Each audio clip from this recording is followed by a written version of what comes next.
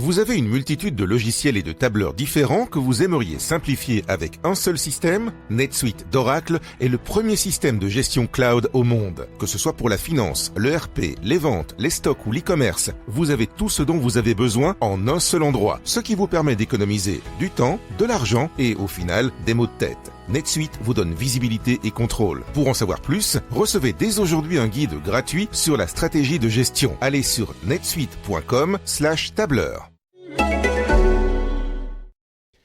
La série limitée Dare to Create en podcast, c'est une série qui est produite par Ford pour parler de l'innovation et de la technologie dans le domaine de la course automobile.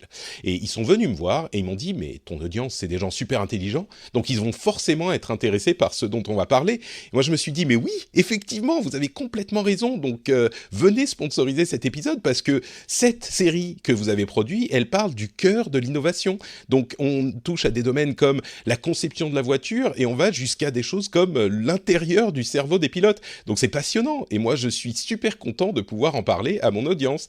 Donc ça s'appelle Dare to Create et je remercie Ford de me faire confiance pour vous en parler. Encore une fois, Dare to Create et c'est disponible dans votre app de podcast.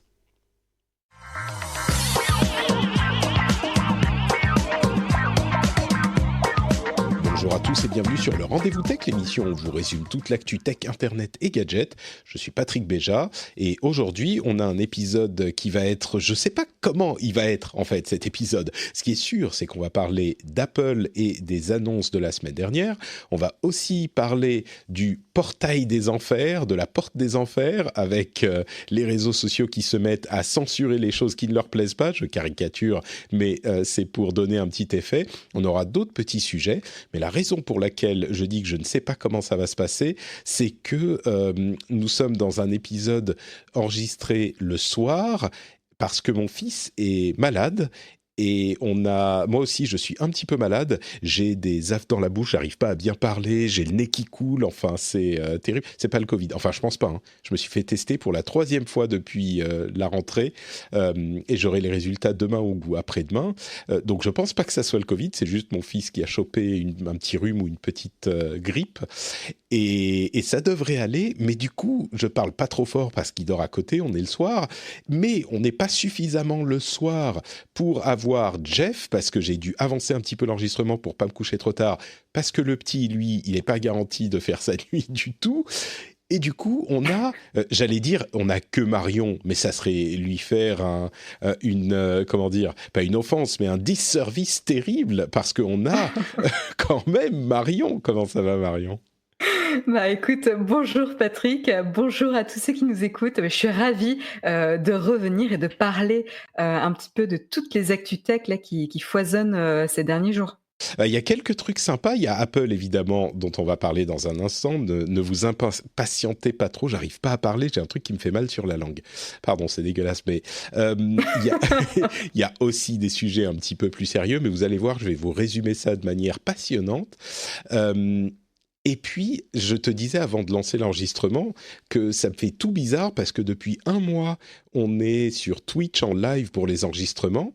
Et là, c'est pas le cas évidemment parce que je veux pas risquer l'interruption avec le petit et tout. Mais du coup, c'est super bizarre de pas. En fait, depuis que je suis sur Twitch, j'ai encore plus l'impression de faire l'émission avec des potes. C'est-à-dire que avant, c'était juste les potes qui participaient à l'émission, mais là, il y a en plus tous les potes autour, les fidèles, la communauté. On dirait presque que Twitch a des communautés et est conçu pour l'interactivité avec les communautés. Patrick découvre les chatrooms. C'est après, je sais plus quand c'était, il y a genre 1 an ou 2 ans, Patrick découvre les stories, c'est Patrick découvre Twitch. Non, je connais Twitch, j'ai déjà streamé, je connais bien depuis longtemps. Mais pratiquer, c'est quand même sympa. Et tu me disais que vous aimez bien Twitch moi aussi, j'ai découvert. Moi, j'ai fait mon baptême de live Twitch. Là, j'en ai fait 2. Donc, tu vois, ça fait juste 2 semaines que j'en fais.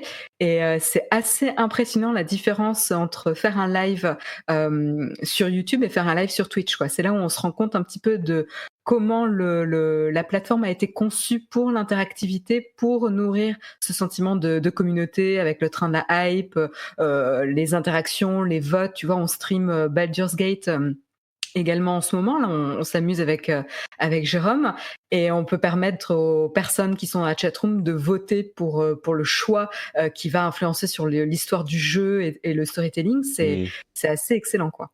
C'est marrant parce que effectivement, on pourrait se dire, et là on parle un petit peu de tech, mais on pourrait se dire, un truc de streaming, c'est juste un truc de streaming, ça va pas changer grand-chose.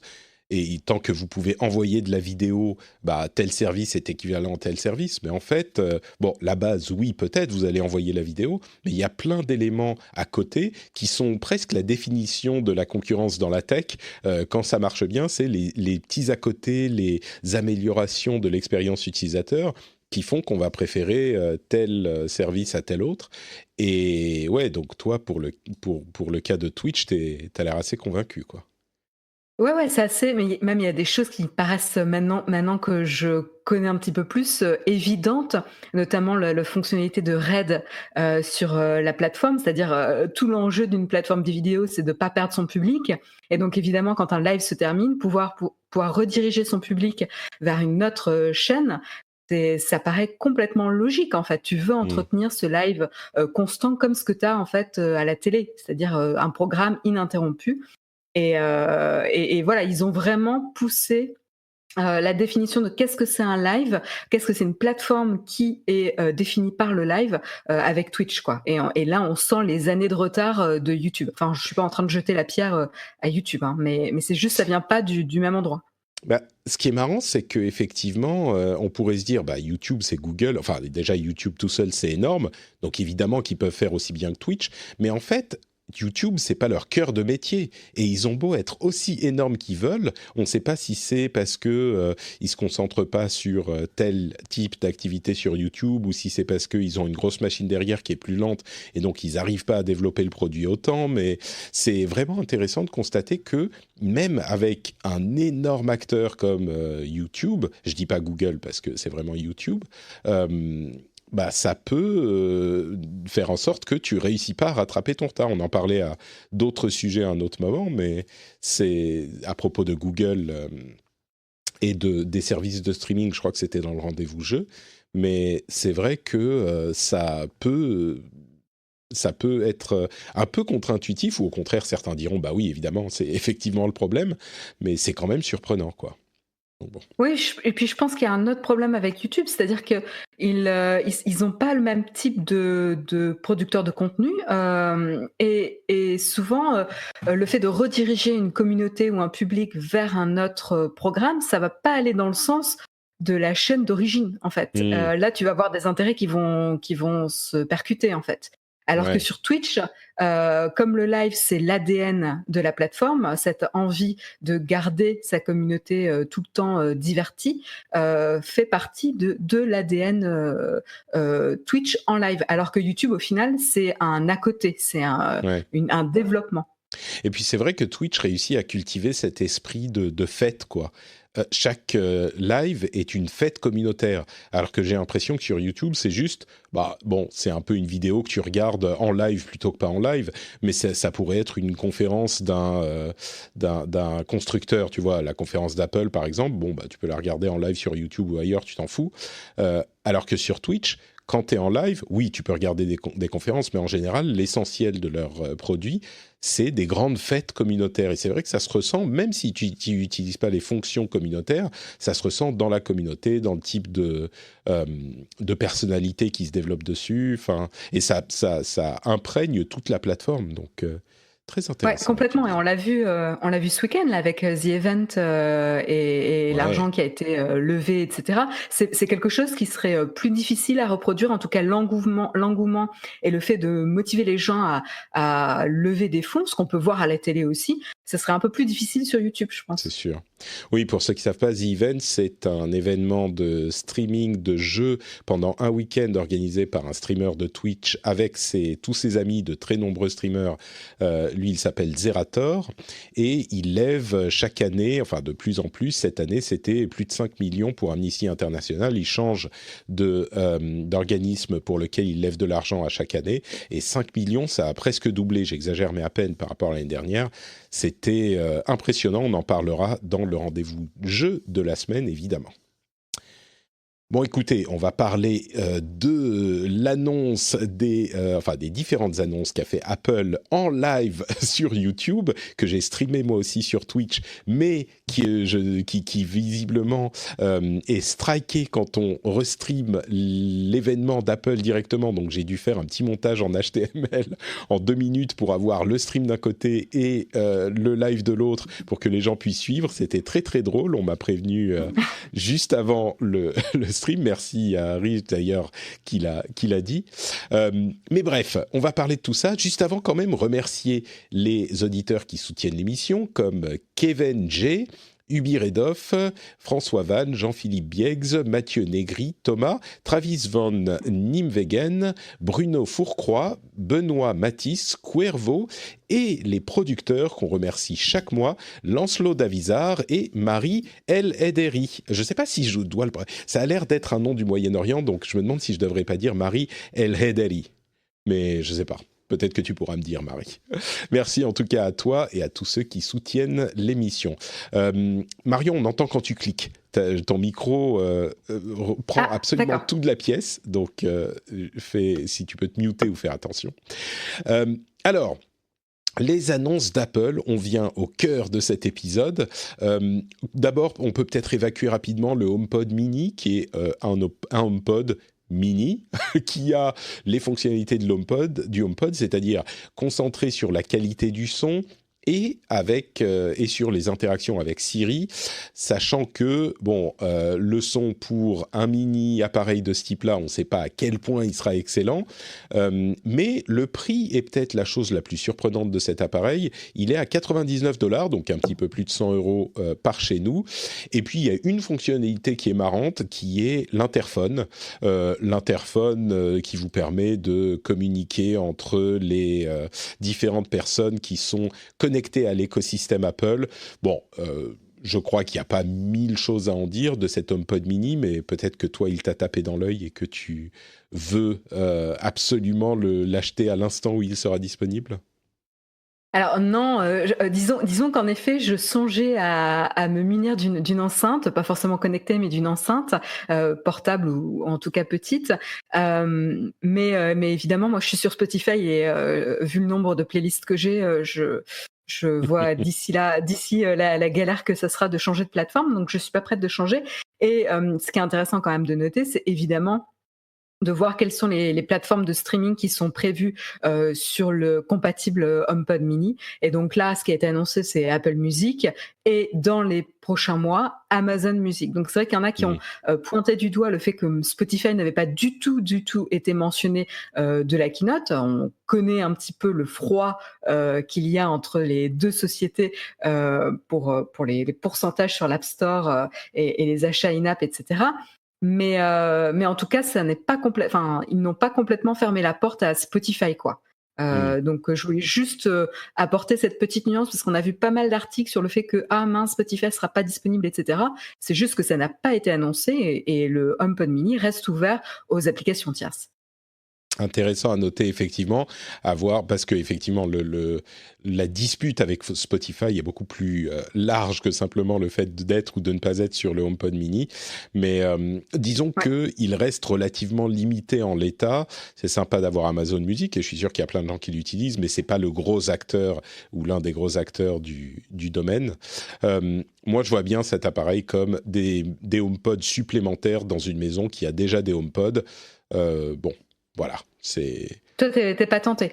Bah moi, je suis pas très enceinte connectée et je me demande si ça serait vers celle-là que j'irais si j'étais enceinte connectée.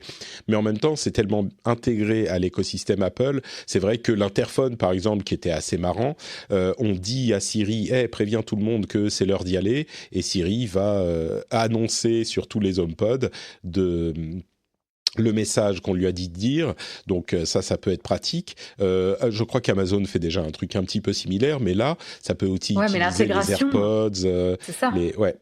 Par contre, il y a une puce qui permet de détecter la proximité des autres appareils. J'ai pas l'impression que ça puisse détecter l'appareil de la personne qui est là et que ça dise sur le HomePod uniquement si la personne est dans la pièce. C'est vraiment, ça diffuse, d'après ce que j'ai compris, à tous les HomePods de la maison. Donc, c'est pas non plus hyper dirigé. Donc, ça... Alors, tu peux choisir. Ah, on peut le faire comme ça ? En fait, ouais, exactement. Alors moi, je croyais que c'était ça au début, c'est-à-dire que ça diffuse partout où ça peut. Et en fait, j'ai vu que tu peux spécifier en fonction des pièces de la maison, par exemple, ou de la personne que tu vises. Donc tu peux peut-être dire dans la chambre de telle personne, mais si c'est en fonction du téléphone, est-ce que le téléphone est à côté ? À la limite, autant l'annoncer sur le téléphone, mais en même temps, c'est un petit peu invasif. Si ça le dit, si ton téléphone se met à te dire un truc super fort sans que tu l'aies autorisé, c'est un petit peu plus invasif que si c'est l'enceinte dans laquelle tu écoutes. Ouais. Ce qui est intéressant avec l'enceinte et les AirPods, c'est qu'en fait, tu es déjà en train d'écouter quelque chose. Si c'est activé, tu es déjà en train d'écouter quelque chose. Le téléphone, c'est... Imagine, tu es en réunion et tu as un message à ta femme qui arrive un peu personnel. C'est un petit peu gênant quand même.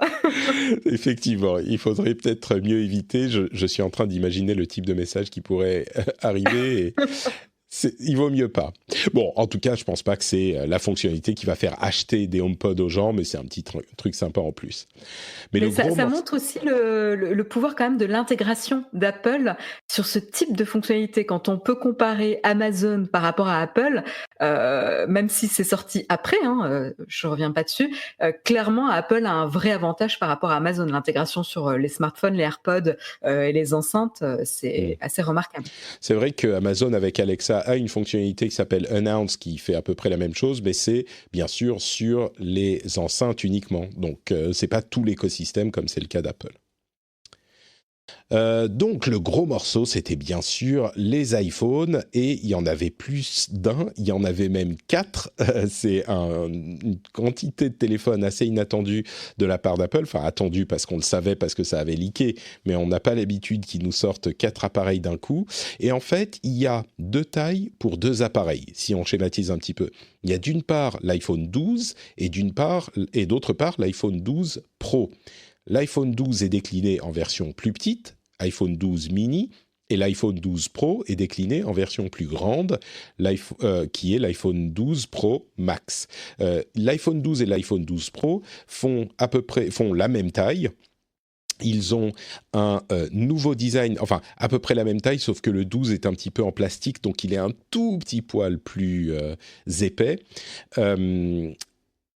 Attends, je dis en plastique, est-ce que c'est du plastique ou du verre ? Non, j'ai dit une bêtise. C'est du verre, mais il fait genre 1 mm de plus. Par contre, la taille de l'écran est la même sur les 2 appareils, et puis c'est ce nouveau design avec les bords qui sont plats. On dit nouveau, mais ça fait un petit peu penser à l'époque des iPhone 4 et 5. Donc bon, c'est what is old is new again. On a l'habitude de ce genre de truc dans le design et dans la mode. Mais ça permet de réduire en fait la taille des appareils tout en soit gardant la même taille d'écran qu'avant, soit en l'augmentant un petit peu. Dans le cas de l'iPhone 12, on a la même taille que l'iPhone 11 et la même taille d'écran que l'iPhone 11, mais un appareil un tout petit peu plus petit. Et dans le cas de l'iPhone 12 Pro, on a un appareil qui a l'écran un petit peu plus grand que l'iPhone 11 Pro, mais avec un appareil qui est quasiment de la même taille, on va dire.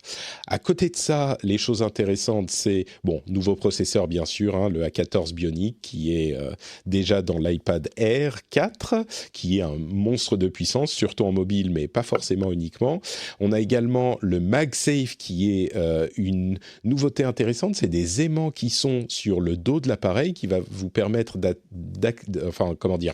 d'attacher magnétiquement un chargeur, mais pas seulement. Il y a tout un tas de petits accessoires supplémentaires comme des boîtiers de protection, bien sûr, mais aussi il y a un petit porte-carte qui peut s'attacher comme ça magnétiquement. On peut imaginer qu'il va y avoir beaucoup de nouveaux accessoires qui vont arriver. Le MagSafe, bien sûr, c'était l'une des innovations matérielles les plus intéressantes des Mac d'une certaine époque. C'était vraiment un truc hyper bien conçu et c'est assez cohérent de l'avoir sur les téléphones également.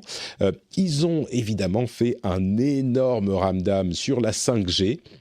Ensuite, on peut discuter de l'exagération qu'on a pu avoir dans la présentation. Il y avait beaucoup dans les conditions idéales, ça vous donne ces vitesses incroyables. Bon, c'était marrant. Et dans les conditions idéales, comme on en a parlé à plusieurs reprises, c'est surtout dans le cas de la 5G millimétrique qui ne sera pas disponible en Europe. C'est-à-dire que la 5G millimétrique ne sera disponible sur les iPhones que aux États-Unis, et à vrai dire, c'est un petit peu compréhensible, en tout cas dans le cas de l'Europe, parce qu'on n'a pas encore du tout de prévision précise sur l'arrivée de la 5G millimétrique. Pour ceux qui n'ont pas suivi les épisodes précédents, la 5G existe en deux catégories, en deux types. Il y a la 5G en ultra-wide, donc en ondes un petit peu plus large, des fréquences plus basses, qui est, disons, une 5G qui est une amélioration de la 4G actuelle. Et puis, il y a la 5G millimétrique qui a des avantages et des inconvénients par rapport à la 5G, entre guillemets, normale. Les avantages, c'est que ça va beaucoup, beaucoup plus vite, mais vraiment beaucoup, beaucoup plus vite. Et les inconvénients, c'est que, étant donné que les fréquences sont plus élevées, eh ben, les ondes sont beaucoup plus sensibles aux obstacles et aux intempéries. Donc, en gros, on n'a pas la 5G millimétrique chez nous. Elle ne nous manque pas encore. On verra si elle arrivera un jour. Et les iPhones ne seront pas équipés de toute façon. À côté de ça, qu'est-ce qu'il y a d'autre tu sais quoi ? Je vais te demander à toi ce que tu as pensé de ces annonces. J'ajoute juste une dernière chose. Le focus des appareils en version Pro a vraiment été la photo. Ils n'ont parlé quasiment que de ça, que de la photo. Et ça semblerait être la seule différence entre les pros et les pas pros. Et certains diront que c'est une différence qui ne vaut pas son prix. Mais la puissance de l'appareil est assez impressionnante avec ce processeur. Elle peut éditer sur l'appareil des vidéos qui sont en 4K et en HDR, et ce qui est incroyable, quoi. Une vidéo 10 bits HDR Dolby Vision éditable sur l'iPhone, c'est complètement fou. Maintenant, est-ce que ça va servir à qui que ce soit ? Je ne sais pas. Mais bon, quelles sont tes impressions alors sur tout ça ? Écoute, il y avait quand même pas mal de choses. J'ai trouvé que la présentation, en tout cas de cette année, était particulièrement intéressante pour plusieurs choses. Parce qu'en fait, je la résumerais comme une année de transition. Pourquoi ? Parce qu'il y a une transition sur la notion de chargement avec le MagSafe. On sent que Apple est en train de très intelligemment préparer le terrain pour enlever le port Lightning l'année prochaine et permet à ses partenaires de tout ce qui est matériel, tout ce qui est équipement, coque, câble, etc., de se préparer au changement avec l'arrivée du MagSafe, un nouveau standard propriétaire, nouveau entre guillemets nouveau, hein, mais nouveau dans le cadre des iPhones, oui, standard le nom n'est pas propriétaire qui vont nouveau, pouvoir mais s'approprier. Oui, ouais, voilà. le nom n'est pas nouveau, mais le type d'utilisation est complètement nouveau, ne serait-ce que parce que avant ça s'appliquait pas sur les Macs, c'était pas du chargement sans fil, c'était juste que le câble était connecté magnétiquement, mais ça restait un câble normal. Là, c'est effectivement du sans fil. Ouais, tout à fait. Et on est sur la même notion de sécuriser le chargement pour qu'il soit plus simple et qu'il se rate pas, quoi. Et sécuriser aussi l'appareil. Et ça, c'est vraiment super intéressant parce que le chargement sans fil, moi, j'en ai beaucoup entendu parler. Il y a pas mal de personnes qui l'ont testé, etc. Mais c'était jamais réellement adopté parce que pas très fiable, parce qu'en effet, on positionnait pas très bien. Du coup, on se retrouvait avec l'appareil à moitié chargé ou pas du tout chargé, etc. Et là, même si j'ai entendu pas mal de personnes critiquer Apple en disant qu'il n'y a rien de nouveau, là, c'est vraiment une démonstration de comment Apple peut rendre une technologie qui déjà existait et qui va être potentiellement adoptée par le grand public ou de manière plus large parce que bien conçue. Là, c'est peut-être mon âme de designer qui parle, mais j'avoue que moi, c'est quelque chose qui m'a ravie. Enfin, quelque chose de bien pensé, où on n'aura plus à se prendre la tête et à millimétrer comment on pose son appareil sur le chargeur. Ça peut paraître complètement anodin et pourtant, en fait, c'est crucial à l'adoption de ce type de chargement, quoi. Je ne sais pas ce que tu en penses, toi, Patrick. Ouais, bah écoute, c'est vrai que c'est hyper bien conçu. Il y a la question écologique qui se pose évidemment parce que le rendement du chargement sans fil est moins bon que celui du chargement filaire. Le MagSafe est censé améliorer ce rendement justement parce que tu es toujours pile bien situé. À voir si ça sera. J'imagine que ça sera pas aussi bon rendement, enfin que le rendement sera pas aussi bon qu'en filaire, mais peut-être qu'il sera moins, qu'il gâchera moins. À voir. Peut-être qu'il faudra des tests un petit peu plus poussés pour ça. Et c'est vrai que c'est bien conçu, c'est certain. Et moi, je pense pas qu'ils vont virer les ports Lightning dès l'année prochaine, mais peut-être dans 2 ans, ça serait pas du tout impossible. Et c'est vrai que ça ouvre la porte à tout un tas d'idées différentes. On peut par exemple imaginer des accessoires qui vont accrocher le téléphone à n'importe quel endroit. On a déjà des concepts ou même, enfin, c'est pas encore en vente sur le site d'Apple en tout cas, mais des appareils qui vont t'accrocher ou peut-être qu'il est juste pas en vente en Finlande où j'ai dû payer mon téléphone, mais dans la voiture par exemple. Les portes téléphones dans les voitures, c'est toujours une prise de tête. Il y a des petits crochets, il y a des machins, ça se casse la gueule. Avec un aimant, c'est beaucoup plus simple, effectivement. C'est malin. Je suis d'accord que c'est malin, et pas que pour le chargement. Pour le chargement, bien sûr, mais pas que pour ça. Donc oui, moi, je trouve que c'est un beau design, on va dire. Et ouais, c'est malin, et puis c'est vraiment très stratégique. C'est-à-dire qu'ils arrivent à négocier la transition d'un point de vue collaboration avec les partenariats qu'ils peuvent avoir avec les autres constructeurs ou les constructeurs d'équipements tierces. Ils vont réussir à pas se les mettre à dos et encore leur donner une nouvelle opportunité de concevoir toute une galerie de petits équipements pour le grand public. Donc ça, c'est vraiment assez remarquable, moi, je trouve. Et puis c'est vrai que si tu dis aux gens, on vous change le port Lightning en quelque chose d'autre, genre le port, je sais pas moi, SJ pour Steve Jobs, tu vois, c'est hommage. Eh ben, ils vont dire, mais attends, bon, si c'est Steve Jobs, peut-être que les gens seront contents quoi qu'il arrive. Mais je veux dire, oh, encore un port, il faut racheter des câbles, machin, c'est relou. Alors que là, on te le vire et on te met le MagSafe. En pratique, c'est un accessoire différent qu'il faut acheter. Mais comme c'est comment dire, ça va de côté, quoi. Donc, c'est un petit peu moins gênant. Et puis, les données sont transmises en sans fil de toute façon depuis longtemps pour la plupart des appareils. Donc, enfin, pour beaucoup d'usages, c'est vrai qu'il y aura des usages pour lesquels ça ne sera pas pratique. Mais une note d'ailleurs sur la question écologique, ils ont confirmé qu'il n'y avait plus les chargeurs avec l'appareil. Donc, bon, ça, on a déjà fait le topo dessus. Il n'y a plus les chargeurs ni les écouteurs, ouais. C'est ça. Enfin, en France, on aura quand même les écouteurs parce que c'est obligatoire. Oui. Mais le chargeur, par contre, je crois que c'est pas obligatoire. Donc bon, ça c'est tous les téléphones. On peut dire aussi que le mini est tout petit par rapport aux autres appareils récents. Il n'est pas aussi petit qu'un iPhone 5 quand même, qu'un iPhone 5S, mais il est quand même beaucoup plus petit que le modèle 6 à 8. Donc pour ceux qui aiment les appareils un petit peu plus compacts, ça peut être un achat intéressant. Et puis surtout, il n'a aucun compromis avec l'iPhone 12, le grand frère, pour un prix beaucoup plus ramassé. Et puis, l'iPhone 12, quand je dis le 12 mini n'a aucun compromis, c'est exactement le même. Alors, il y a peut-être quelques trucs minimes, hein, mais c'est vraiment le même modèle. La batterie, par exemple. Voilà, c'est à ce niveau de différence.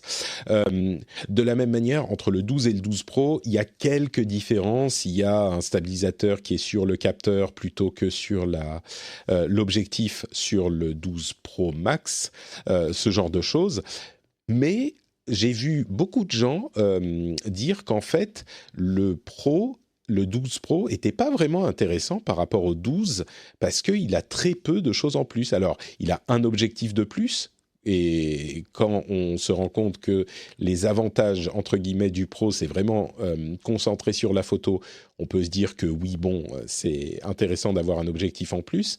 Mais entre le 12 et le 12 Pro, il y a très très peu de différence, quoi. Justifier la différence de prix est compliqué, je crois, pour pour certains acheteurs, je pense que c'est pas vraiment cohérent de regarder le 12 Pro plutôt que le 12. Oui, je pense que ça tiendra peut-être au nombre d'appareils photo présents sur l'appareil peut-être, puisqu'il va en avoir 3 au lieu C'est de ça, ouais. 2. Mais c'est vrai que autant on peut comprendre plus facilement pourquoi les gens iraient vers un 12 Pro Max, que ce soit pour la qualité des appareils photo en général ou même la taille tout simplement de l'appareil. C'est vrai que là, la différence est quand même beaucoup plus simple à voir. Pour le 12 et le 12 Pro, c'est un peu plus compliqué. Je dirais que ceux qui n'ont pas forcément un focus, photo ou qui n'ont pas trop d'intérêt sur la photo avec le smartphone, le 12 Pro le 12 pardon est largement suffisant. Pour ceux qui veulent des belles photos, clairement ils iront vers le 12 Pro quoi. Ceux Mm. qui veulent vraiment le top du top en photo parce que comme tu l'as dit, c'est vraiment là que se tient la différence, hein. Le 12 est à 800 €, le 12 Pro est à 1150 €. J'ai enlevé 10 € pour le principe, mais on est à peu près à ça. 809 contre 1159 €. Ça fait quand même une sacrée différence de prix. Bon, moi, je me suis dit, comme un bon pigeon que je suis, mais je veux avoir les meilleures photos possibles parce que c'est des moments incroyables qu'on n'aura plus jamais l'occasion d'avoir. Donc, allez, je vais prendre le 12 Pro. Et puis bon, je pense qu'il y a beaucoup de gens qui vont se dire ah oui, mais bon, mais c'est quand même, mais je veux quand même celui qui est mieux. Et de toute façon, si vous voulez le mini, il faudra attendre un petit mois avant de pouvoir l'acheter. Et le Pro Max, enfin plus maintenant parce qu'on est déjà à une semaine de l'annonce, mais le Pro Max également sera un petit peu plus loin dans les précommandes. Je pense que de toute façon, maintenant que les précommandes ont ouvert, tous les téléphones sont en livraison dans plusieurs semaines. Donc c'est pas pour tout de suite quoi qu'il arrive. Et toi, tu en as un qui t'a plus intéressé que les autres, ou tu Bah, restes sur celui que tu as? non, bah oui, non, moi je viens de dire, je me suis commandé un iPhone 12 Pro. Ah! Ouais. Ah oui, Un donc 12 finalement, Pro. t'as quand même craqué sur le 12 Pro. Ouais, tout à fait, ouais. Justement pour cette question de photos, tu vois, je me dis bon, je vais avoir les meilleures photos possibles.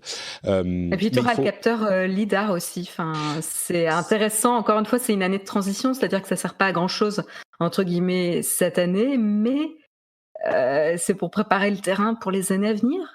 C'est vrai qu'on n'a pas parlé du lidar, qui est donc ce capteur radar laser qui permet de déterminer très très très précisément la distance à laquelle sont différents objets. C'est celui qui est utilisé pour le Face ID, pour faire un modèle 3D de votre visage qui soit reconnaissable avec précision. Et ben là, il y en a un qui est sur le dos de l'appareil, qui peut permettre notamment de faire de la réalité augmentée de manière assez efficace. Il était déjà sur le dernier iPad Pro, mais c'est pas uniquement pour la réalité augmentée, ça peut également permettre d'améliorer les photos, parce que quand on sait à quelle distance sont les différents éléments de la photo, ça peut permettre soit de les traiter différemment, soit de les mettre en focus différemment.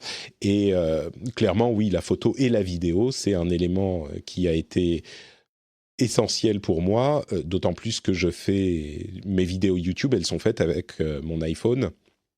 Donc, c'est un truc qui est effectivement important, sachant que moi, mon iPhone l'iPhone que j'ai aujourd'hui, c'est un iPhone 10 dont l'écran est cassé depuis plusieurs mois. Donc, bon, voilà, je me suis dit, c'est le moment de changer. Mais c'est vrai que j'aurais pu prendre un 12, hein, je pense que j'aurais pas été horriblement handicapé. C'est un petit peu, je sais pas, par gourmandise que j'ai pris un 12 Pro, et puis pour ces histoires de photos. Mais je pense que c'est intéressant le lidar. Il y a des usages encore qui sont pas hyper répandus aujourd'hui ou qui vont venir avec peut-être des nouveaux appareils qu'Apple nous prépare. Mais j'en discutais avec un collègue qui est un peu bidouilleur et lui, typiquement, c'est quelque chose pour les imprimantes 3D qui l'intéressait énormément puisque ça va permettre de mapper l'empreinte d'un objet de manière beaucoup plus précise et pouvoir l'imprimer en 3D chez lui, quoi. Donc ça, Mmh. c'était assez intéressant. C'est tu vois, un cas d'usage que j'avais pas forcément anticipé, mais vu que le lidar permet de mieux mapper et de voir la différence de champ, mais à un degré de finesse beaucoup plus précis, ça a complètement son sens. Ouais, je suis pas certain que ça aura des usages très grand public, on va dire. Pas pour Euh, l'instant, je pense pas, non. Ouais, moi je suis pas hyper convaincu par l'utilisation de la réalité augmentée à ce stade du tout, même pas sur les téléphones. Ça aura plus de sens sur les lunettes de réalité augmentée. On avait parlé il y a quelques semaines du projet de Facebook en ce sens, qui était assez intéressant dans ce qu'il essayait de faire. C'est un projet de recherche. J'imagine qu'Apple a le même genre de projet dans les cartons ou plutôt dans les labos. Mais en gros, ce que j'essaye de dire, c'est que je suis pas convaincu que le lidar aura vraiment des usages pour le grand public sur l'iPhone. Peut-être sur un autre appareil à terme, mais pour moi, c'est pas un argument de vente essentiel sur les téléphones. Mais bon, peut-être que les premiers tests me donneront tort et qu'on verra que ça améliore les photos de manière impressionnante et qu'il y aura des usages différents au cours des mois. Mais bon, je suis un Oui, peu sceptique. je pense qu'ils en sont conscients, hein, Ouais. ils en ont parlé pour la photo parce qu'ils tirent parti de cette technologie, qu'ils sont en train de développer pour, d'autres raisons, puisqu'ils ont dans les cartons un projet justement de lunettes de réalité augmentée, mais a priori, mais c'est un prétexte, ça se sent, hein, c'est un prétexte juste Mm. pour commencer à avoir des appareils qui embarquent, cette technologie comme ils l'ont eu pour l'iPad. Et ils s'étendent pas trop, hein, d'ailleurs, sur le sujet. Mm. Ouais, c'est vrai. Ils en ont pas parlé énormément. À noter que les iPhones précédents sont encore disponibles à des prix réduits. Donc, si vous êtes intéressé, vous pouvez encore avoir ces appareils-là. Bon, bah écoutez, je pense qu'on va refermer cette longue discussion sur Apple et on va parler du portail vers l'enfer. Mais avant ça, je voudrais juste vous dire un tout petit mot sur Patreon et peut-être vous parler spécifiquement du premier niveau de soutien que vous pouvez donner sur Patreon. C'est le niveau Patriot One. C'est comme ça qu'il s'appelle, si je ne m'abuse. Patriot One, c'est le tout premier à 1 euro, et c'est plus des dollars, hein, vous pouvez payer en euros aujourd'hui. À vrai dire, vous pouvez payer en dollars si ça vous chante, mais c'est en euros aujourd'hui, et ça vous donne des bonus qui sont vraiment sympas. Même au premier niveau de soutien, à 1 euro par épisode, eh ben vous pouvez avoir les émissions sans pub, évidemment, et sans cette petite partie promo que je fais au milieu. Vous avez des contenus bonus, comme des éditos, et dans plusieurs épisodes par mois, des after-shows, des discussions sur différents sujets. On a discuté, par exemple, au dernier épisode, on a discuté de pourquoi est-ce que la communauté tech a un tel attachement à Apple? Je me suis retrouvé sur Discord avec des auditeurs de l'émission et on a parlé, c'était un petit peu plus session bar entre auditeurs, entre amis, et on a parlé de ça, c'était hyper intéressant et on a effectivement parlé d'Apple, mais pas du tout d'une manière assez critique et assez animée. On a parlé de l'identité des marques et de la manière dont on l'associe à notre propre identité. Enfin bref, c'était vraiment sympa. Ça, c'est l'after show. Il y a aussi des éditos où je vous parle j'allais dire du revers de la médaille, mais c'est pas ça, de ce qui se passe derrière le rideau du côté de la production. Vous avez également droit à une newsletter qui est étendue, parce que la newsletter, elle est très cool, mais il y a aussi des articles encore plus cool qui sont dans la newsletter version Patreon. Et il y a plein d'autres petites choses qui sont accessibles, même au niveau Patriot One. Et en plus de ça, hein, je vous parle des récompenses, mais le truc vraiment cool, c'est le fait que vous soutenez l'émission. Donc, si vous appréciez ce qu'on fait ici, si vous souhaitez contribuer, comme on contribuait à acheter des magazines à l'époque, eh ben vous pouvez aller sur patreon.com/rdvtech et regarder ce niveau Patriot One. 1 dollar, 1 euro, c'est des formations professionnelles, 1 euro par épisode. Je pense que c'est une somme qui est assez abordable pour certains d'entre vous. c'est allez, le prix d'un café en fonction de là où vous habitez, et 1 € par épisode, c'est pour récompenser le travail sur cette émission qui demande beaucoup de travail. Donc je vous encourage à aller regarder si entre la bonne action et, enfin non, pas la bonne action, mais entre le fait de soutenir un travail que vous appréciez et les récompenses, ça pourrait vous plaire. Donc patreon.com/rdvtech, le lien est dans les notes de l'émission, et vous savez également que quand vous rentrez à la maison, vous pouvez y penser quand vous mettez les clés dans le bol. C'est le Cling Patrick traditionnel que maintenant vous ne pouvez plus oublier et dont vous vous souviendrez évidemment quand vous arrivez chez vous. Merci à tous de soutenir l'émission. Alors, c'est quoi ce portail des enfers ?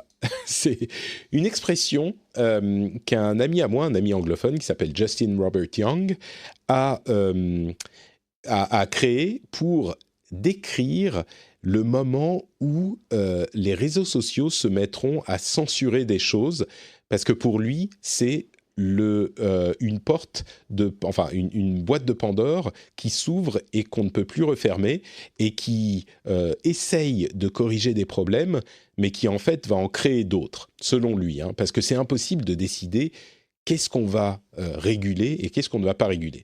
Et en fait, ça illustre très bien je crois que je vais mettre le nom du portail des enfers ou la porte des enfers dans le nom de l'épisode. Et c'est marrant parce que dans le rendez-vous jeu de la semaine dernière, j'ai intitulé les portes du cauchemar ou un truc comme ça. Donc, ça devient peut-être un peu anxiogène. Bref. De quoi est-ce que je suis en train de parler ?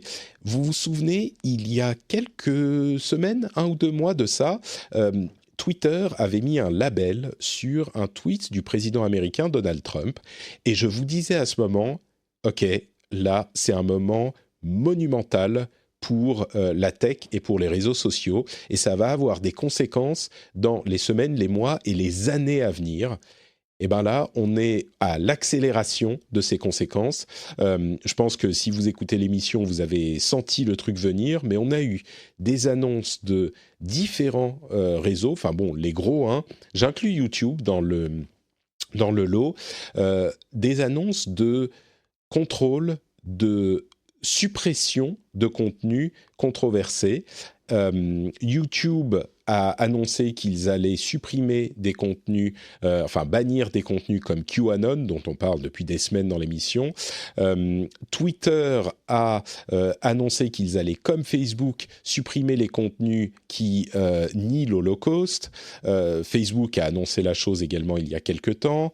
Il y a eu une controverse avec Twitter qui a supprimé un contenu, ou en tout cas limité la diffusion d'un contenu. Non, ils l'ont bien bloqué, du New York Post sur la famille du candidat à l'élection américaine, Joe Biden. C'est son fils, je crois, Hunter Biden.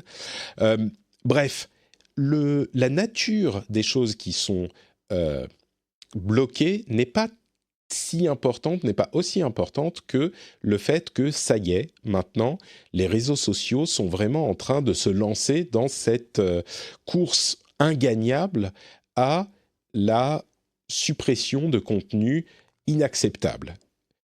Et je choisis ces mots avec précision, parce que c'est vrai que la course est ingagnable et l'intention est de supprimer les contenus inacceptables. Et vous vous souvenez, si vous écoutez l'émission depuis longtemps, que cette idée que les réseaux sociaux devraient décider de ce qui est acceptable ou pas m'était très inconfortable. Et je crois que la plupart des observateurs du monde de la tech étaient assez mal à l'aise avec l'idée que Twitter allait bloquer du contenu, que YouTube allait bloquer du contenu sans décision de justice. Et tout le problème est là, en fait. C'est que pour certains d'entre nous, dont je fais partie, la constatation d'aujourd'hui est différente de celle de l'époque. C'est-à-dire qu'on a, et c'est vraiment, j'insiste, c'est la question importante dans ce débat aujourd'hui. Certains d'entre nous estiment que ces contenus, je dis inacceptables, mais peut-être que je devrais dire dangereux. Ces contenus dangereux sont problématiques, et le fait de dire, il faut que Twitter, Facebook, YouTube les suppriment, au risque, même en prenant le risque que par moment il y ait des contenus qui soient supprimés par erreur, eh bien, c'est acceptable parce que les contenus sont tellement dangereux qu'on peut accepter ce risque. Et moi, je fais partie de ce camp. Parce qu'on a constaté, après des années de pratique sur les réseaux sociaux, que ces conspirations ridicules et nocives et toxiques, je parle de QAnon là, mais on peut parler de choses beaucoup plus palpables, comme tout simplement le racisme, le sexisme, le déni de l'Holocauste, etc. Ça, au lieu d'avoir été présenté au grand jour et inciter les gens qui partageaient ce genre de contenu ou qui adhéraient à ce genre d'idées à confronter le public et à se dire, à être, comment dire, poussé vers l'ombre et vers l'abandon, enfin, le fait que ces idées s'atrophieraient quand elles seraient montrées au grand jour, s'est révélé inexact. Au contraire, elles ne s'atrophient pas, elles se répandent encore plus. Et donc pour moi, le danger social de ne pas les combattre au risque, effectivement, de supprimer des contenus qui ne mériteraient pas d'être supprimés, eh bien ce danger est trop grand et compense l'idée de se dire, bon bah ok, on va peut-être aussi donner certaines clés à ces réseaux sociaux et ils feront des erreurs parfois sur certains contenus qu'ils n'auraient pas dû supprimer. Et du coup, on peut dire c'est un petit peu de la censure. Ok, on peut le comprendre. Mais le risque d'avoir certains contenus censurés alors qu'ils ne l'auraient pas mérité est moins grand que le risque de voir continuer à se diffuser ces idées toxiques et nauséabondes. C'est même pas une question de nauséabondes, c'est des idées dangereuses, y compris si vous êtes, je sais pas moi, si vous êtes très dérangé par cette idée parce que vous dites que votre opinion politique risque d'être affectée. Et il en existe à droite comme à gauche. Hein. Ce n'est pas qu'une question d'extrême droite, il y a aussi des gens qui sont contre cette idée parce qu'ils sont dans des catégories politiques qui se sentent visées. C'est même pas que ça, c'est des théories du complot comme QAnon qui se diffusent et qui ont un vrai impact sociétal dangereux. On pense par exemple aux antivax qui se diffusent également, et quand on lève les bras au ciel en disant « Ouh là là, nous, on doit toucher à rien », et qu'on constate année après année, qu'il y a de plus en plus de gens qui adhèrent à ces idées parce qu'ils les ont rencontrées sur les réseaux sociaux, alors oui, ça fait un petit peu élitiste qui décide de ce qui est vrai ou pas, mais il y a une méthode scientifique derrière, et quand ça peut être le cas, et quand il y a une problématique claire, je crois que le danger est plus grand de ne toucher à rien que quand on va toucher un petit peu et faire des erreurs. On va viser que les trucs qui sont les plus clairement dangereux, et peut-être qu'on va en attraper d'autres dans le filet, mais le danger de les laisser se diffuser, on le constate, est plus grand. Alors ça, c'est mon opinion, mais l'opinion inverse, je pense, est assez présente aussi et valide également, d'une certaine manière, l'idée que si on donne les clés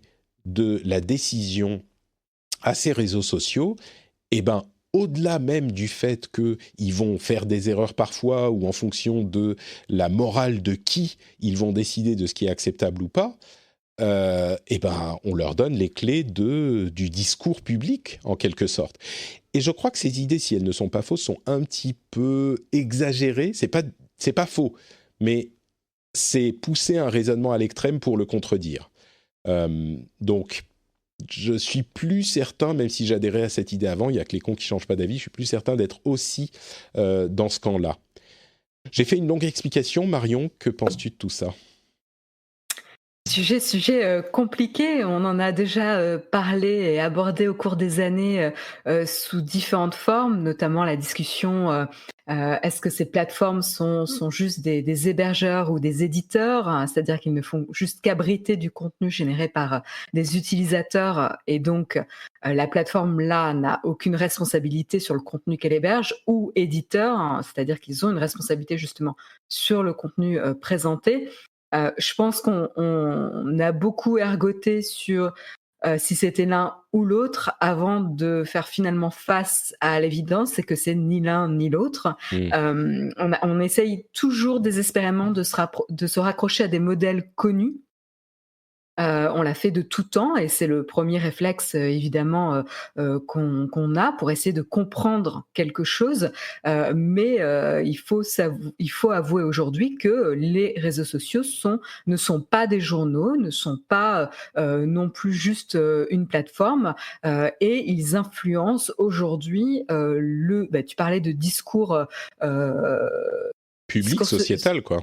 Voilà, exactement, discours sociétal, public, il l'influence, il le formate d'une certaine manière, et donc on ne peut pas rêver d'un internet complètement libre, géré par des personnes qui ne vous veulent que du bien. En fait, plus c'est adopté, plus on va avoir évidemment des comportements et des effets de masse qui vont être dangereux pour beaucoup de personnes. Et c'est ce qui s'est passé ces dernières années, avec de nombreux exemples. Et donc là, on se retrouve avec des plateformes qui sont un peu au pied du mur, où tout le monde s'accorde à dire que c'est pas les réseaux sociaux qui devraient prendre la décision, mais les organismes législatifs traînent la patte ou sont pas forcément suffisamment réactifs, et je ne leur jette pas la pierre parce que c'est quand même un sujet très compliqué, pour définir des règles qui pourraient s'appliquer. Et là encore, on se pose la question, mais est-ce que quand on définit des règles, on définit à l'échelle d'un pays, d'un continent Là, on retombe dans le débat de qui définit ces règles. Et donc, du coup, comme personne ne veut le faire, justement, les réseaux sociaux doivent s'en charger. Et je pense que si elles pouvaient justement ne pas le faire, à la rigueur, si tout le monde pouvait se mettre d'accord, ça les arrangerait. Hein. Oui, c'est sûr. Moi, je pense qu'ils n'ont pas envie, hein, c'est sûr. Oui. Donc je pense que face au fait que personne et aucun organisme bien identifié prend cette responsabilité, ils le font. Mais je suis d'accord avec toi et je pense que c'est pas forcément c'est pas vraiment surprenant. Je veux dire, quand on se pose la question de est-ce que tout ce qui est propos qui dénie l'existence de l'Holocauste et ce qui s'est passé, c'est dangereux, je pense que, en France, on peut pas se poser la question en France parce qu'on sait ce que ça peut entraîner et c'est pour ça que ça a été c'est interdit. Ça fait en France, c'est illégal, hein, donc voilà, la question en France, est vite réglée. C'est illégal, c'est bien identifié, etc. Le fait qu'en 2020, Twitter se dise peut-être qu'il va falloir aussi interdire ce contenu. Moi, j'ai envie de te dire, oui, on se posait pas la question en fait. Oui, on a en France c'est un peu particulier en France parce qu'on a aussi depuis peu une loi qui impose la suppression de contenu manifestement illégal sur les réseaux sociaux en 24 heures. Ou même un petit peu moins, je crois que c'est 24 heures. Donc le cas de l'Holocauste, ça serait effectivement déjà le cas. Mais le problème, en fait, je vais me faire un tout petit peu l'avocat du diable, c'est la conversation idéale pour ça. Le problème, c'est pas quand c'est clairement illégal. Le problème, c'est quand c'est quand on n'est pas sûr. Parce que nier l'Holocauste, si quelqu'un dit, je sais pas moi, les chambres à gaz n'ont pas existé, ok, c'est pas compliqué, là c'est tout blanc ou tout noir, on sait. Mais il peut y avoir des discours qui vont être un petit peu plus subtils dans leur négationnisme et qui vont être plus difficiles à trancher.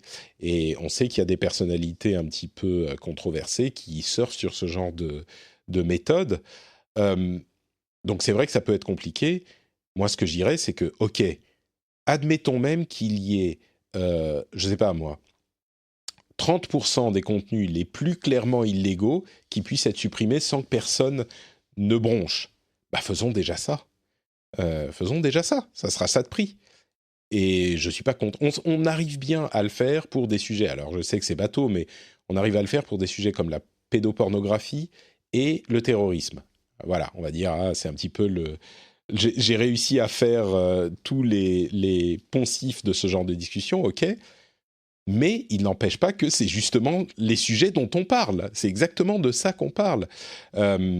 Et je vous assure que si j'étais hésitant, oui, quand on parle d'une peinture où on voit un bout de sein qui va être supprimé par Facebook parce qu'aux États-Unis, ils sont plus puritains, oui, là, il y a discussion. Mais quand on voit les conspirations de QAnon, je pense qu'il y a beaucoup moins de discussions, quoi. Donc, faisons déjà ça.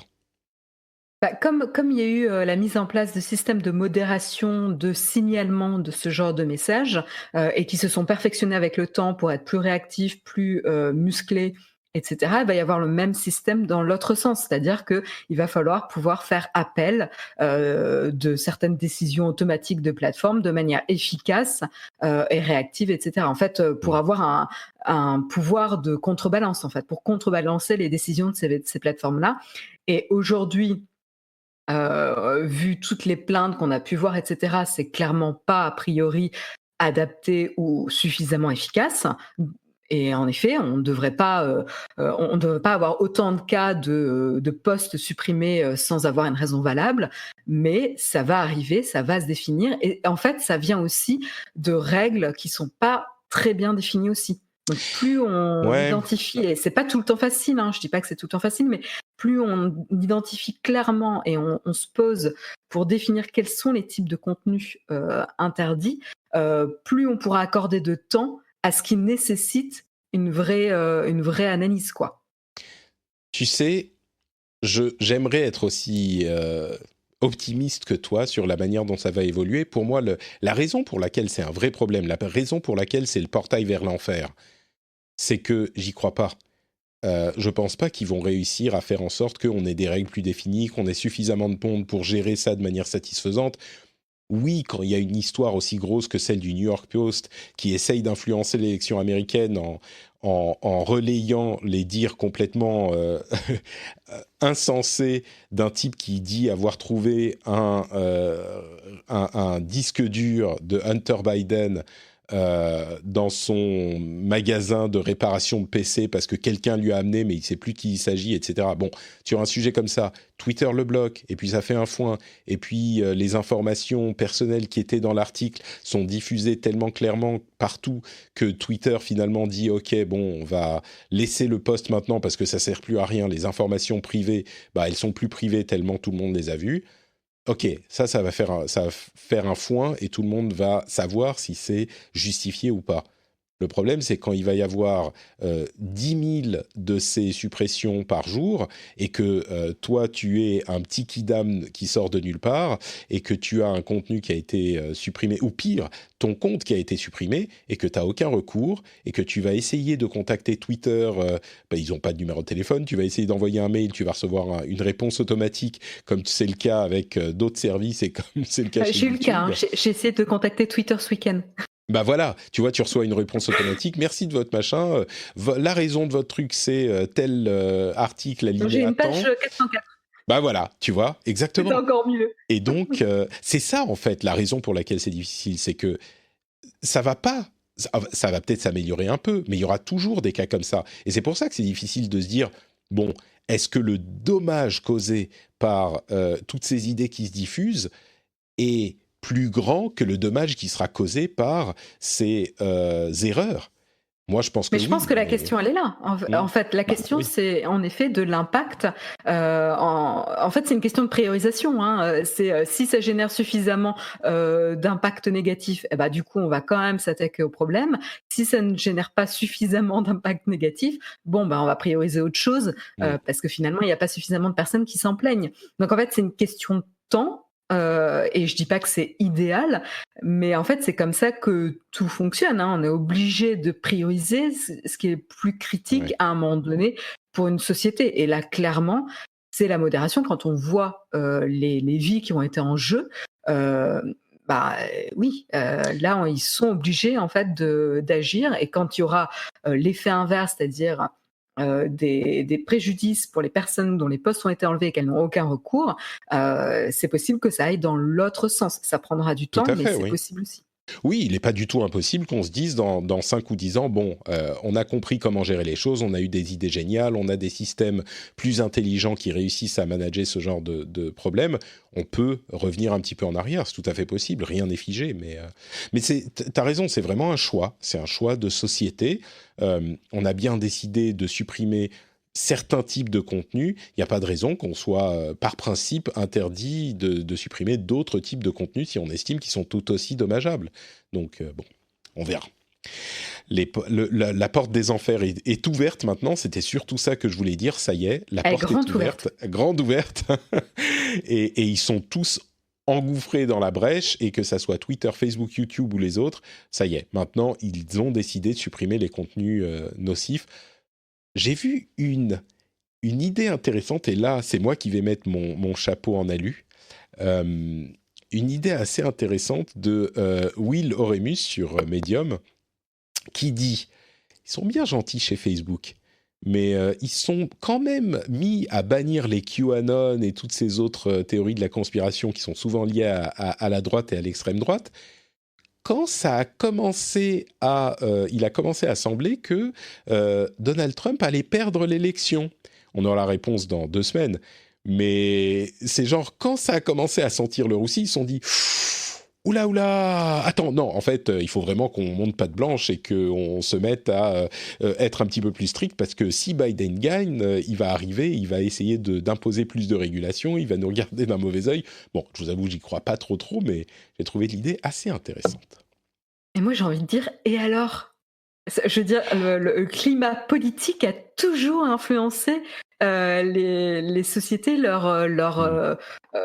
en fonction de si les régulations allaient évoluer, etc. Évidemment, les sociétés se préparent. Elles seraient stupides ou naïves de ne pas le faire. Donc, même si c'est le cas, je veux dire, oui, et alors, en fait ?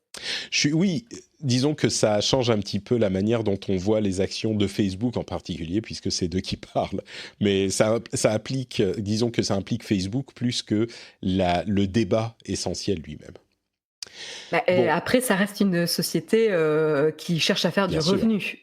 Oui, mais c'est peut-être là qu'est le problème. C'est même exactement là qu'est le problème. Je ne sais plus où j'avais entendu cette définition. Le business model de ces réseaux sociaux, c'est de de s'assurer que nous restons énervés aussi longtemps que possible. C'est ça leur business model. Générer des émotions fortes, en fait, pour alimenter le débat. Et les émotions négatives sont plus fortes et plus faciles à générer. Et c'est ça leur business. J'ai trouvé la manière de le tourner intéressante. Leur business model, c'est d'énerver les gens. C'est de garder les gens énervés aussi longtemps que possible. Et plus c'est court, plus ça fonctionne. Regarde Twitter. Ouais. Oh, Facebook aurait quelque chose à dire là-dessus. Mais... Bon, oui, écoutez... mais... Non, vas-y, finis.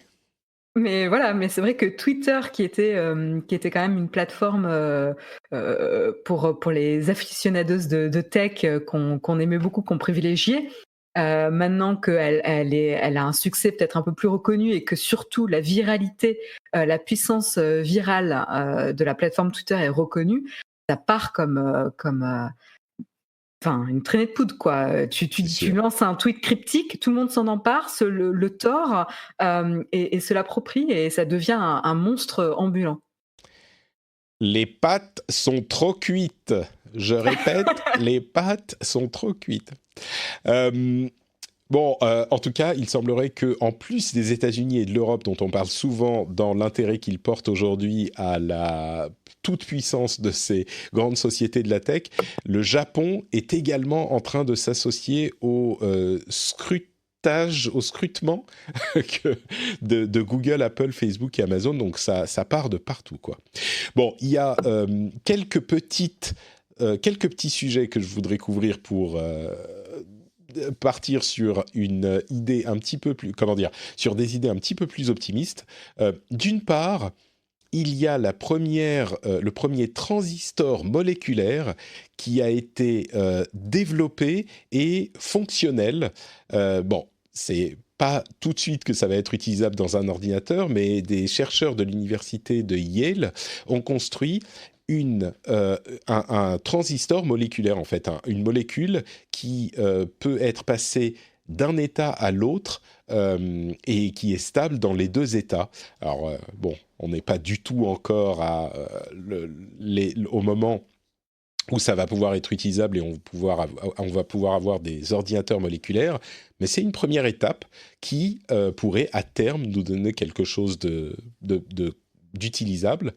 À terme, on parle d'années et d'années pour ça, et même de décennies peut-être.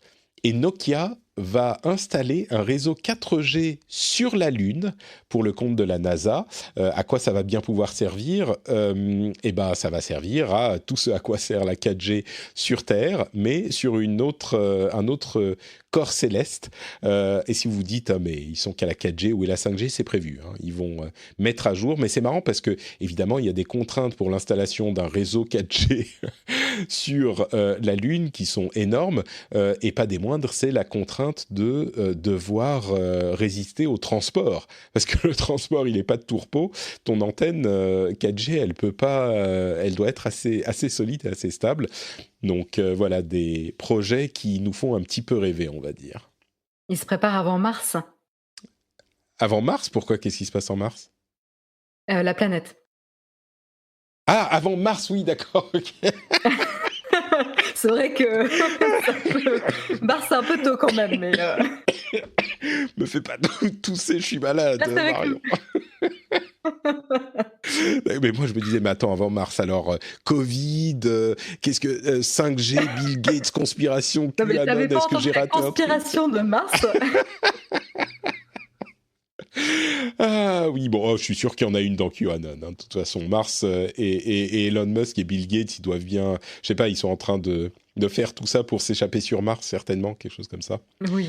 Bon, en même temps, Elon Musk, il veut y aller. Donc, bon. Enfin, il veut qu'on puisse y aller.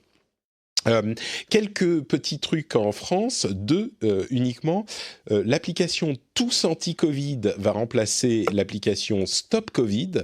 Et donc, cette application Tous Anti-Covid, en fait, on n'en sait pas grand-chose, on l'évoquait la semaine dernière, mais ce qui est sûr, c'est que ça va être une application qui va être un point d'information, un centre d'information pour l'évolution de la pandémie. Moi, je trouve que c'est pas forcément une mauvaise idée, parce que c'est vrai que c'est toujours un petit peu difficile de savoir qui, que, quoi ou comment. Si c'est bien conçu, ça peut être un point central pour l'information sur ce qui se passe et ce qui se passe en France. Et puis en plus de ça, ça fera du traçage. Et ils disent que ça fera du traçage de manière plus intelligente, avec des localisations plus précises, et le faire à tel ou tel endroit et pas à tel ou tel endroit, genre dans les bars, dans les cafés, dans les restos. Je serais curieux de savoir comment ça marche, ça, parce que, bon, peut-être par géolocalisation, ok, à voir, et qu'est-ce qu'il en est de la vie privée. On a très peu de détails de tout ça, et elle arrive très bientôt. Une autre chose qui arrive très bientôt, c'est Salto. Au moment où vous écoutez cet épisode, le service sera disponible. C'est un service de SVOD à la française, et autant j'étais très moqueur par rapport à ce service et à son concept, autant, au final, je trouve que, franchement, pourquoi pas ?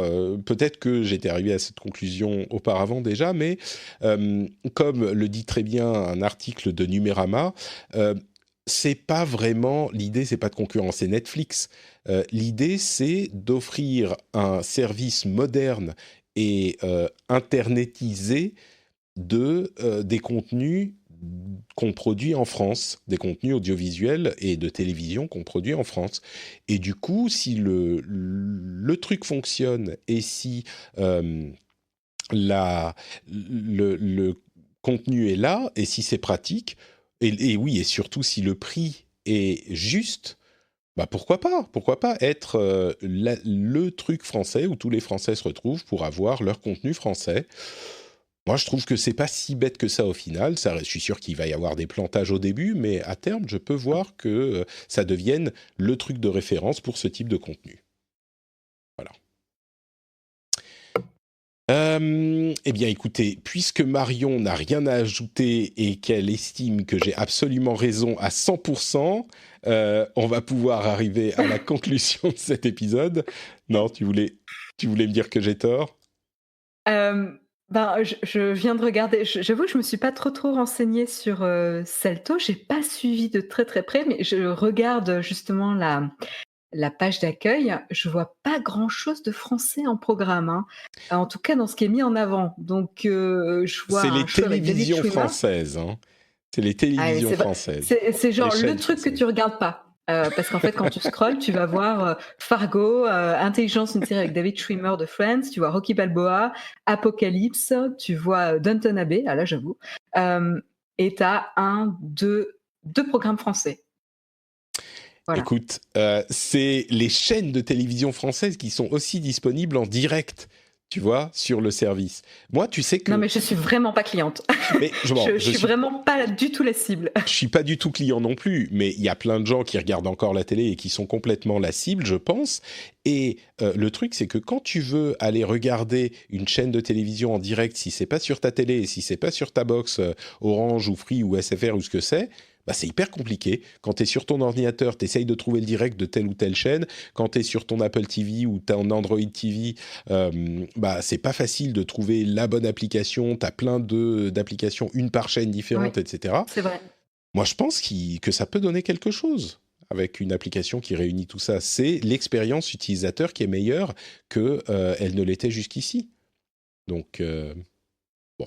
Ouais, franchement, je serais curieuse de tester pour mieux comprendre leur positionnement, parce que clairement, ils peuvent pas se mettre en frontal de tout ce qui est Netflix et autres plateformes du genre, mais c'est intéressant comme initiative. Je pense aussi, on leur souhaite bon courage, ils vont en avoir besoin. Bon, bah écoutez, merci à tous de nous avoir suivis. Marion, où est-ce qu'on peut te retrouver sur Internet ? Alors, comme d'habitude, vous pouvez me retrouver sur le live du matin à 8h de Naotech sur Twitch. J'allais dire YouTube, mais non, sur Twitch. Et sinon, de temps en temps, on va toujours sur la chaîne Naotech sur Twitch, en fait. On stream du Baldur's Gate aussi. Et sinon, sur Twitter, au pseudo Aisea Design. Qui sera dans les notes de l'émission. Pour ma part, c'est NotePatrick sur Twitter, Facebook et Instagram. Vous avez également notepatrick.com où il y a tous les liens vers tout ce que je fais, y compris la newsletter, par exemple, que vous pouvez avoir toutes les semaines avec tous les contenus les plus pertinents de ma très grande veille. Je choisis le meilleur des dizaines, centaines d'articles que je passe en revue chaque semaine. Vous avez également les liens vers le Discord, le Twitch, le YouTube, tout ça, le YouTube. On dirait que j'ai 80 ans, alors que pas du tout. Vers mon Twitch et YouTube et c'est compliqué de dire tout ça à la suite. Et bien sûr, vous pouvez aller sur patreon.com/rdvtech pour soutenir l'émission. Vous vous souvenez du Cling Patrick quand les clés arrivent dans le bol. Et vous pouvez donc avoir des récompenses super sympas et la satisfaction de soutenir un contenu que vous appréciez. Et en plus en euros et en français, monsieur, dame. Salto n'a qu'à bien se tenir. Non, ça n'a rien à voir, c'est juste qu'ils sont français. Mais Patreon existe en euros et en français également, donc si vous hésitiez, c'est le moment, patreon.com/rdvtech. On vous remercie de nous avoir écoutés. Pas d'after show cette fois-ci, puisque c'est la maladie qui a gagné, mais pas complètement, parce qu'on a quand même réussi à faire l'épisode, et on vous donne rendez-vous la semaine prochaine. Grosse bise à tous. Ciao, ciao.